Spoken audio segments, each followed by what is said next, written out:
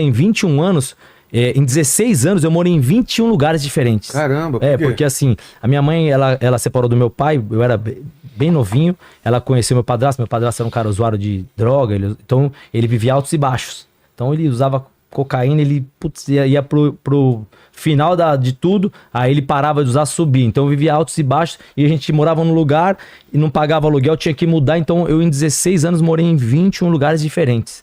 E quando eu fiz meu 15 para 16 anos, ele faleceu, e aí eu fui, cara, preciso ser o homem da casa, preciso me virar. E eu fui procurar um emprego, achei esse emprego de lavador de carros numa loja de carros, e ali foi onde eu descobri o mundo. Porque isso em 96 não tinha internet, não era igual hoje. Hoje você pega um menino novo, ele olha aqui no celular, ele vê o MC, ele vê um cantor, vê você com a caranga. Isso em 96 não tinha. Então eu não tinha noção o que era carro de luxo, o que era. O que eu via, passava perto das comunidades que eu morava. Morei em vários lugares.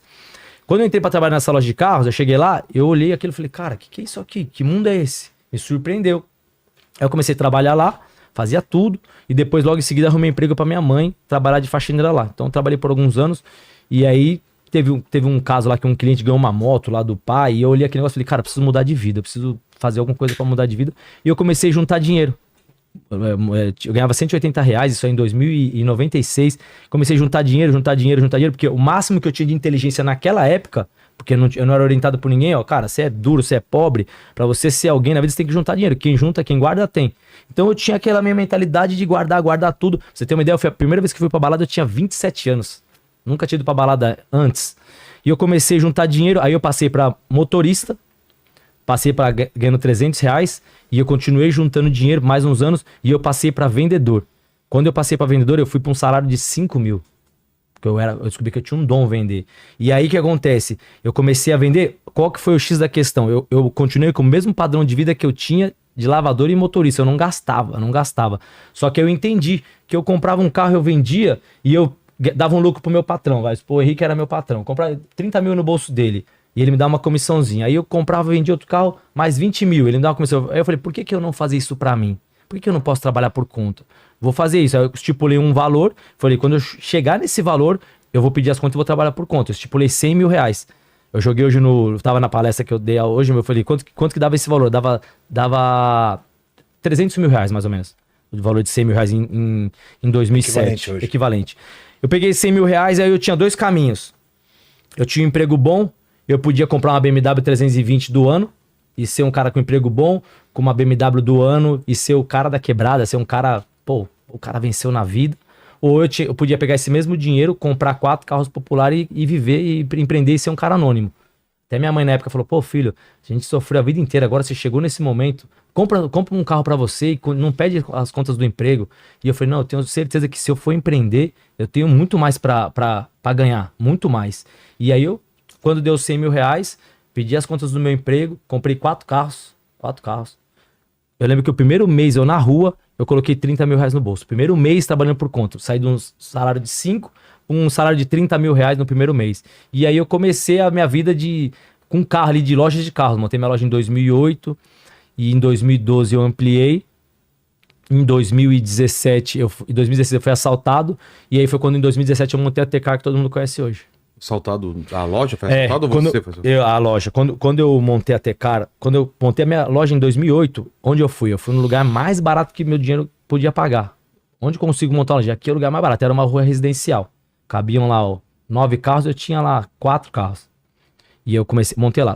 Com o passar dos anos, 2008, 2009, 2010, 2011, 2011, eu fui crescendo. 2012 eu peguei um crédito no banco, cheguei no Bradescão, chegou meu gerente lá, já tinha uma conta há alguns anos, quero um crédito. O que você tem pra... O que você precisa? Eu falei, preciso de 1 milhão. 1 milhão a gente não te dá. Quanto que você precisa? 300? Então eu peguei 300 mil de conta garantida no Bradesco. Eu já tinha meu capital, mais o dinheiro do Bradesco. Então eu fui ampliando a loja e ficou uma loja já considerável, bonitinha ali, legal, numa rua residencial que não passava ninguém. O que acontece? Quando foi em 2016, ali eu já tava com uma loja já legal, de alguns anos de vida, onde eu já tinha alguns carros consignados, uns carros de um porte um pouco melhor, e aí cresceram o olho, viram que era fácil assaltar, porque era uma rua saía na Aricanduva, minha rua. Pegou um sábado lá, entrou 3 meliantes armados lá e roubaram 2 carros. Eu nasci na loja. E eu tinha seguro, eu fui ressarcido, mas isso aí, tipo assim, mudou minha vida foi uma das melhores coisas que aconteceu na minha vida. Porque quando aconteceu isso aí, eu saí da zona de conforto. Eu falei, cara, eu tinha uma loja de bairro, igual todas. Eu achei que minha vida estava resolvida. Eu saí da pobreza, montei uma loja de bairro, achei que minha vida estava resolvida. E essa virada de chave fez eu me tornar referência no ramo de carro hoje. Porque eu falei, qual que foi o X da questão? Eu falei, eu vou montar uma loja de carros agora. Eu preciso sair daqui. Eu preciso montar uma loja de carros referência, algo comparado a uma concessionária. O que acontece? Qual que é a diferença? O Henrique vai concordar comigo. Antigamente, eu virei essa chave no ramo. Antigamente, você ia numa concessionária. O que é concessionária? Bandeira, BMW, Audi, Mercedes. Você vai numa concessionária, empresário. Você vai numa multimarcas, Tecar, Eleven, picareta. Boqueiro, Boqueiro. Tinha essa... tem muito ainda, tem muito. Essa ideia. Eu tô mudando muito isso na internet e falo, gente, existe multimarcas que não que é sério. E aí que eu fiz? Eu percebi que quando eu ia numa concessionária Audi, Mercedes, comprar um carro que entrava na troca, eu entrava dentro da concessionária, eu olhava lá a loja linda, pessoal bem arrumado, cheirosa.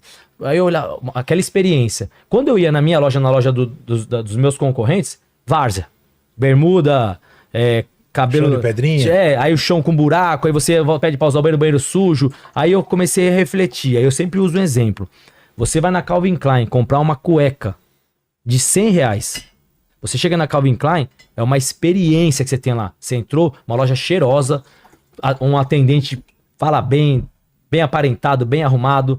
Você vai lá, aí aquele telão de LED na loja, aí você fala assim, eu quero comprar uma cueca de R$100. Aí ela fala, pois não. Aí você pega las 2 notas de 50 e coloca aqui. Vou comprar a cueca. Aí quando você vai numa loja multimarcas, você ia, né? Mudou isso. Eu quero comprar um Palio. Quanto que é o Palio? R$10 mil. R$10 mil, tá? Posso usar o banheiro? Você ia usar o banheiro tudo sujo, cordinha suja dá pra você puxar a descarga. Aí o cara de bermuda, aí cheio de poça d'água, você tinha que pular, aquela várzea. Aí você fala, quanto que é o carro? R$10 mil. Vou pagar em dinheiro. Pois não, coloca R$10 mil aqui na mesa, quanto que dá de nota? Por que pra vender uma cueca de R$100, a Calvin Klein fornece essa experiência e a gente pra vender um produto de R$10 mil essa várzea? Aí eu virei a chave, falei, o erro tá aí.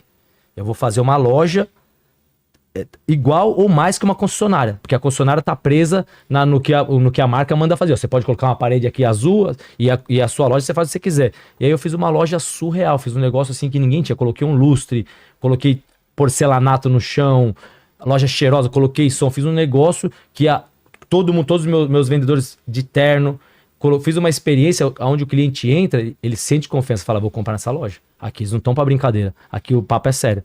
Então, essa foi a virada de chave. Foi aí que eu fiz o padrão TK. E aí, depois disso aí, várias lojas entenderam a minha virada de chave e começaram a fazer. Hoje, se você olhar lojas de carros, 90% da loja de carro tem aqueles LED. Já viu os LED? Eu coloquei na minha loja. Eu lancei, a galera viu que é legal, começou a colocar. Que eu virei referência muita tendência. Virei referência no ramo.